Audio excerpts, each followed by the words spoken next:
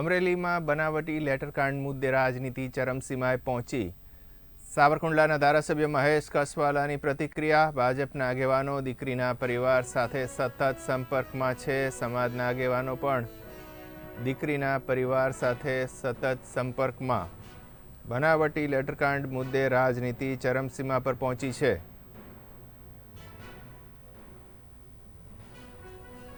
કૌશિકભાઈ ને બદનામ કરવાનું જે ષડયંત્ર પકડાયું છે, ષડયંત્રની અંદર આરોપી તરીકે એક બહેનનો પણ સમાવેશ થાય છે। બહેન પાટીદાર સમાજની દીકરી છે।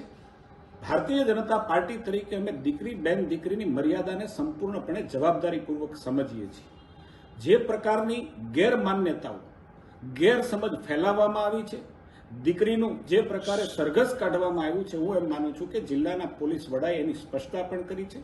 સમાજના આગેવાનો અને ભારતીય જનતા પાર્ટીના આગેવાનો પણ દીકરીના પરિવારની સાથે સતત સંપર્કમાં છે।